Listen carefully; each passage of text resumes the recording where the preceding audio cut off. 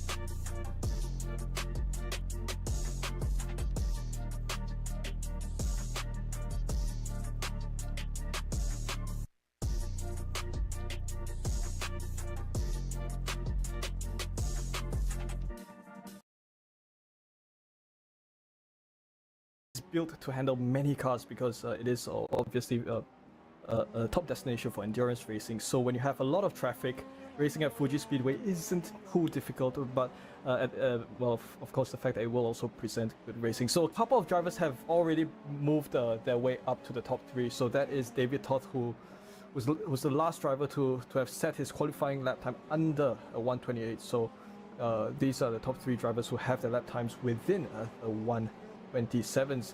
Max Verstappen is the driver with a qualifying lap time of just over 128. So if he does want a shot at the top 3 of the qualifying results, he will have to also perhaps come across the line. So this is Chris Lawlom across the line. He's currently he hasn't really set a viable qualifying lap time, so that's fine nonetheless. We have though come past the midpoint of qualifying. So if drivers want to have a good shot at qualifying, they'll have to make their laps count from this point on.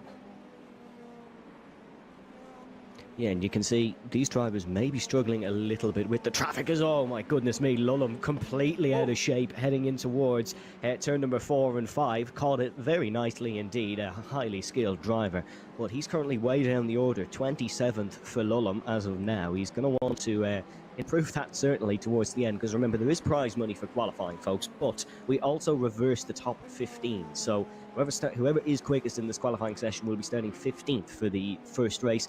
And then, however it plays out there, we will wait and see. But it is Zuba and Toth who are up the top, battling. Then it's Gustavo Ariel who's gone to third. Then, of course, it is Verstappen, Simon and Chadwick, who are all so close in that battle for fourth. But I don't think this one is over just yet. We're going to see another few quick laps. This is Steinbraten. Apologies if my Norwegian surname pronunciation is not tip-top. That's been kind of a trend here in Season 3, whether it was me or Reed with French surnames around Watkins Glen, or whether it's here at Fuji, the European surnames seem to be catching us all out. But qualifying here, it's very important in terms of your prize money, because there is, if I remember correctly, $40 on the line here for pole position.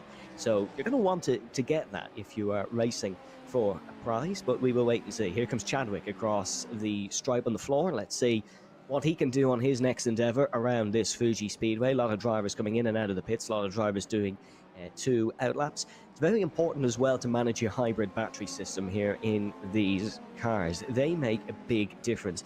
Brad, you'll notice that when you're at the Rolex 24, you'll notice the difference between the engine power and the battery power. It's a 50 kilowatt system on these cars, and you're going to want to make sure you manage it correctly. Driver spotlight. Do we really need one? I think everybody knows who he is. I mean, I'll take the driver spotlight, I'm not gonna lie. Max Verstappen, Team Redline driver. Feels weird saying he's a Team Redline driver. We're gonna go with it. 26 years old. Me and him share a birthday, fun fact. He's just a year older than me, but me and him share a birthday. So, Max Verstappen, I don't need to say anything else. I'm not gonna say anything else. We're gonna just let Max run his qualifying session through. You can see he is following that number 1 of Zuba around. And to mention the pronunciation thing real quick, Evan, you mentioned that all of the surnames are holding you up. Yeah, I'm American, so I'm just gonna let that settle for a second for how that goes, my friend, because yeah, I'm American, so try some of these names on my neck of the woods. More specifically, I am Southeastern US. So we'll let that go here. Weyhan, we're not too far off the end of qualifying at this point, and Max Verstappen has now set provisional pole. Don't think anyone's surprised, but remember, in Weyhan, we watched this in AMX Zero. When you invert the top 15, things get crazy. Yes, indeed. And well, the good thing with racing here at Fuji is that you have plenty of opportunities for overtaking, unlike at Hungaroring, where it does get a little difficult if you want to wreck yourself some positions. So, well, Verstappen managed to break through the 128 mark to set a whole lap time of 127.677. So that's a very fast time indeed, with Chris Lawlom, likewise his teammate with a 127.7.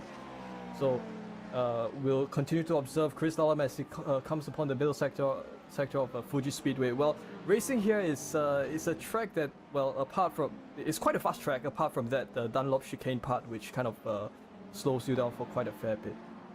Then as we have a look at Thomas Simon, one of 4 World Championship racing drivers that we have within this session here today. A fun fact, Max Verstappen used to race in the World Championship Series as well, in the Porsche Tag Heuer Esports Super Cup back in 2020 and also various years prior. But right now, it does happen that there are 4 other World Championship drivers racing with us, so that's definitely a great thing to see.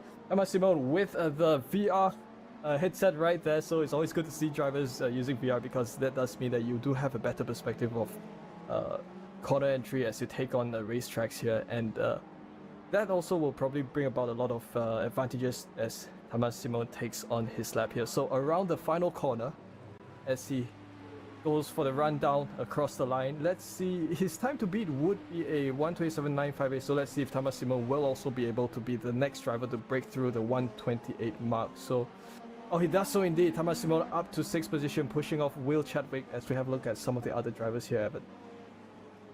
Yeah, Thomas is a really quick driver. He is very, very quick and one to keep an eye on. We're also seeing a rapid increasement in VR headsets. I know we had Tim State with one back when we were doing Magny Core, and now we have Thomas Sieben as well running the VR headset. We are looking at Rafael Casacurta, who is on his next run. He is driving a musical instrument as well as having a load hung up in his back. A beautiful setup as ever from Rafael Casacurta, but we've only got 15 seconds left in qualifying here at the Fuji Speedway. If your lap is not done by that 15-minute mark, you unfortunately will not get it completed. Peter Zuba is going to get it completed, however, and he is having a bit of a slipstream here down towards the start-finish line. Let's see, can he dislodge the Dutchman off pole position?